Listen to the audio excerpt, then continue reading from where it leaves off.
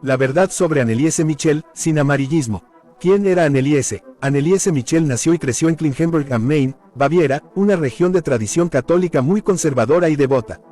Su familia era profundamente religiosa, su madre en particular tenía una fe estricta y, según registros, había tenido una hija anterior fuera del matrimonio, antes de casarse, que la llenó de un fuerte sentimiento de culpa religiosa que transmitió a la crianza de sus hijas. Anneliese fue educada en un ambiente donde el pecado, la expiación y el sufrimiento como purificación espiritual eran conceptos cotidianos, no abstractos. Desde joven mostró rasgos de devoción intensa, incluyendo posible tendencia a la culpa excesiva y perfeccionismo religioso. Y esto importa, porque más adelante vas a entender por qué su enfermedad, habló, el idioma religioso en el que ella creció. El diagnóstico real. En 1969, a sus 16 años, Anneliese comenzó a tener convulsiones. Fue diagnosticada con epilepsia del lóbulo temporal, un tipo de epilepsia que puede causar alucinaciones, cambios de personalidad y episodios similares a estados disociativos. También se le diagnosticó depresión y, según algunos registros, posible psicosis. Fue tratada durante cerca de 5 años, desde 1970 hasta 1975, con distintos fármacos, primero Dilantin, luego Aolept, un antipsicótico similar a la clorpromacina, y después Tegretol. En ninguno de los casos hubo mejoría sostenida. Estuvo internada psiquiátricamente en varias ocasiones entre 1973 y 1975, tiempo durante el cual, aún así, terminó su bachillerato. Y aquí está el argumento favorito de los canales amarillistas: le dieron medicamentos durante años y no funcionaron, entonces no era una enfermedad normal. Pero eso tiene una explicación médica clara, que te mostraré a continuación. ¿Por qué no funcionaban los medicamentos? Hoy sabemos que la epilepsia del lóbulo temporal con psicosis asociada es notoriamente difícil de tratar y requiere un abordaje muy especializado, a veces cirugía, ajuste fino de anticonvulsivos y manejo psiquiátrico paralelo. En los años 70, la neurología y la psiquiatría alemanas no tenían las herramientas actuales, y combinar epilepsia, psicosis, depresión y rasgos obsesivos religiosos hacía su caso particularmente complejo. Como parte de su tratamiento, la llevaron a San Damiano, un sitio de peregrinación, donde una amiga concluyó que sufría posesión demoníaca porque no podía pasar frente a objetos sagrados.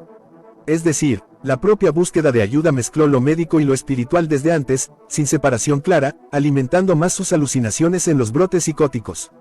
La madre de Anneliese fue especialmente determinante en esto. Insistía en que su hija estaba poseída, más allá de la ayuda médica, rechazando la posibilidad de un diagnóstico de salud mental. Y ni siquiera los médicos se sostuvieron firmes. El propio Dr. Richard Roth, que la trataba, llegó a decirle durante el proceso de exorcismo que no existía una inyección contra el diablo. Es decir, hasta las figuras médicas cercanas al caso terminaron cediéndole terreno a la interpretación religiosa. Los exorcismos. Consiguieron la aprobación del obispo local para realizar exorcismos, luego de la insistencia de la propia Anneliese, quien había sido rechazada en 2 ocasiones. Los padres Arnold Renz y Ernst Alt realizaron 67 sesiones entre septiembre de 1975 y junio de 1976, basándose en el Rituale Romanum, cada sesión de 1 a 2 horas, aproximadamente una por semana, concentrándose más hacia el final de su vida. Durante este período, la familia y los sacerdotes suspendieron el tratamiento médico. Anneliese dejó de comer y beber adecuadamente, en parte por su propio deterioro mental y en parte porque se interpretó su rechazo a la comida como un ritual de expiación. Y esto fue, sin rodeos, negligencia. No puedes tener a un enfermo en casa al que no le das alimento ni agua, y encima lo sometes a sesiones desgastantes de casi 2 horas. Anneliese murió el 1 de julio de 1976, a los 23 años, pesando aproximadamente 30 kilogramos. La autopsia determinó muerte por inanición y deshidratación, con fracturas en las rodillas por las genuflexiones repetidas o sea arrodillamiento forzado. En su estado alterado llegaba a hacer 600 al día, hasta destrozarse las rodillas. El juicio. En 1978, los padres y los 2 sacerdotes fueron juzgados por homicidio negligente. Todos fueron condenados. Sentencias suspendidas de 6 meses de prisión, no cumplidas, y multas. El tribunal concluyó que, independientemente de las creencias religiosas de los involucrados, hubo negligencia al no buscar o continuar la atención médica cuando el deterioro físico era evidente. La defensa usó un dato durante el juicio. La autopsia mostró que su cerebro estaba, de hecho, sano, sin daño visible ni siquiera a nivel microscópico. Y este es otro punto que el contenido amarillista distorsiona, usándolo como prueba de que no era epilepsia, sino posesión real. Pero la razón es simple, la epilepsia del lóbulo temporal no siempre deja daño estructural visible en autopsia. Muchas veces la causa es una anomalía funcional a nivel de circuitos neuronales, como la esclerosis del hipocampo, que solo se detecta con técnicas de neuroimagen que en los 70 ni existían. La resonancia magnética clínica no se popularizó hasta los años 80. La ausencia de daño macroscópico no descarta el diagnóstico, solo refleja las limitaciones de la tecnología de la época.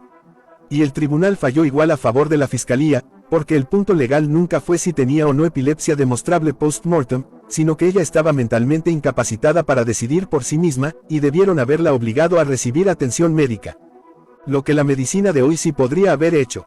Si Anneliese estuviera enferma hoy, probablemente su historia sería completamente distinta. La cirugía para epilepsia del lóbulo temporal, en casos resistentes a fármacos como parecía ser el suyo, es hoy una opción bien establecida. Un ensayo publicado en el New England Journal of Medicine comparó cirugía contra tratamiento farmacológico continuado. Al año, el 58% de los pacientes operados estaban libres de crisis que afectan la conciencia, frente a solo el 8% del grupo tratado únicamente con medicamentos. Y recuerda, Anneliese, en sus meses finales, ni siquiera recibía fármacos. En términos generales, la cirugía de resección logra libertad de crisis en aproximadamente 2/3 de los pacientes con epilepsia del lóbulo temporal intratable. Esta cirugía ya existía conceptualmente en los 70, pero sin el nivel de precisión, imagenología ni estandarización actuales. Era mucho más riesgosa y poco accesible, sobre todo para una joven en una zona rural de Baviera. Quizás te preguntes, ¿y por qué no la pusieron en coma inducido para que no se hiciera daño? Porque el coma barbitúrico se usa hoy específicamente para el estado epiléptico refractario, cuando las convulsiones son continuas y ponen la vida en riesgo inmediato. Es una medida de emergencia extrema, no un tratamiento de fondo.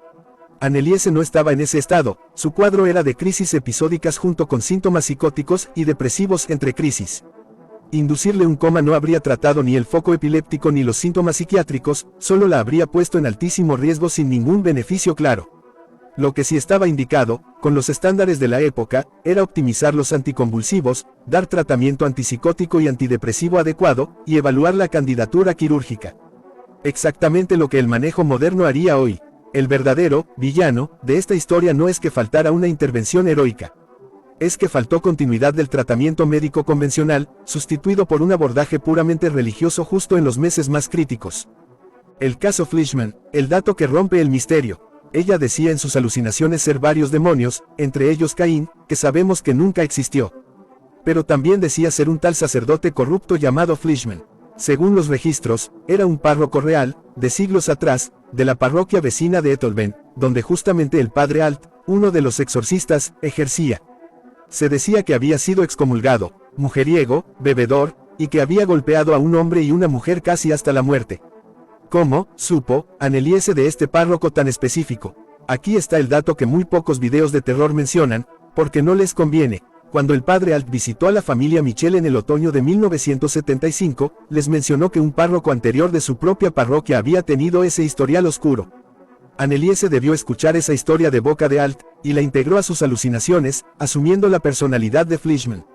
Esto tiene nombre clínico, criptomnesia. Es un mecanismo bien documentado en psiquiatría, donde una persona en estado psicótico severo absorbe elementos del entorno, conversaciones escuchadas, historias contadas cerca de ella, y los incorpora a su propio delirio, presentándolos después como si vinieran de una fuente externa. El cerebro en estado psicótico pierde la capacidad de distinguir entre, esto lo escuché yo, y, esto viene de otra entidad. Es el mismo mecanismo detrás de los pacientes con esquizofrenia que oyen voces, repitiendo, deformado, algo que escucharon antes en la radio o en una conversación familiar. Y es el mismo mecanismo, dicho sea de paso, detrás de los clásicos enfermos que creían ser Napoleón Bonaparte. En el caso de Anneliese, el material no era aleatorio, era literalmente lo que el padre Alt, la persona que pasaba horas dirigiendo el ritual, había mencionado poco antes. Lo que de verdad dicen los audios. Yo he escuchado los audios de Anneliese Michel, y no hay nada de místico en ellos, ni de parte de ella ni de parte del padre. Son audios de una chica alterada, diciendo cosas sobre la jerarquía católica, y sacerdotes haciéndole preguntas sobre su propia religión. De hecho, en algunos momentos, Anneliese, entre comillas, poseída, tenía razón. Como cuando le dice a los sacerdotes, cerdos sucios, las jerarquías propagan más maldad. Eso muestra que tenía una visión clara de lo que no le gustaba de su religión. Según los registros, mantenía una relación conflictiva y crítica con la iglesia institucional en ciertos momentos, algo consistente tanto con una crisis religiosa genuina de una joven muy devota que no encontraba ayuda, como con contenido típico de un estado psicótico, donde emergen resentimientos reprimidos, sin filtro, hacia figuras de autoridad. Y esto es justo el tipo de detalle que el contenido sensacionalista omite, porque no vende. Es mucho más cinemático decir que habló en latín perfecto y citó escrituras antiguas, que mostrar horas de una chica enferma y agotada, repitiendo frases de enojo hacia la misma gente que la tenía atada, haciendo 60 genuflexiones al día, sin comer, sin dormir, sin atención médica y sin agua. En conclusión, al final, no hubo ningún demonio en esa habitación. Solo hubo una chica de 23 años con una enfermedad real, tratable, atrapada entre un cuerpo que fallaba y un entorno que no supo, o no quiso, ver lo que tenía delante. Anneliese no eligió enfermar, y tampoco eligió morir de la forma en que murió. La fueron dejando ir poco a poco, genuflexión tras genuflexión, mientras alguien que sí podía ayudarla decidía que rezar era suficiente. Si algo merece esta historia, no es más morbo ni más miedo. Es que se le devuelva a Anneliese lo que le quitaron en vida, ser vista como lo que era, una joven enferma que necesitaba medicina, no un exorcismo. Que su nombre, hoy, sirva para que a nadie más lo dejen morir esperando un milagro que la ciencia ya sabía cómo evitar. Descansa, Anneliese.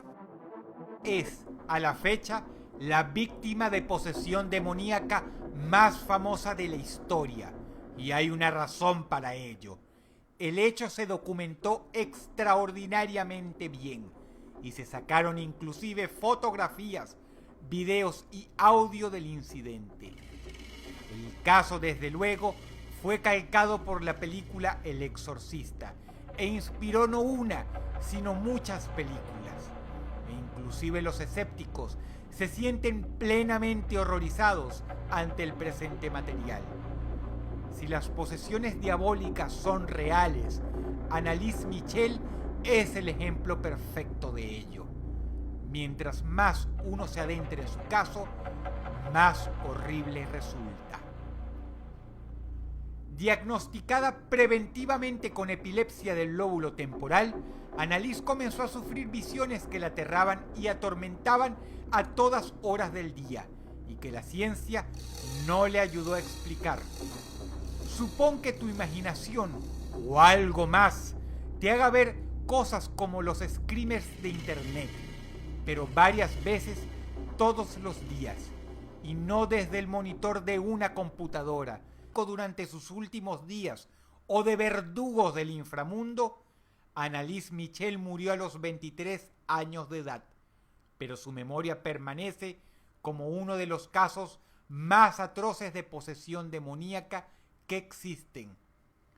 Hechos reales. Hoy les voy a contar la historia verdadera del exorcismo de Emily Rose y cada que tenía un ataque, porque en cada ataque los demonios que ella traía se manifestaban con más fuerza y le hablaban, y entre esas cosas que le decían los demonios, le decían que se quemaría en el infierno.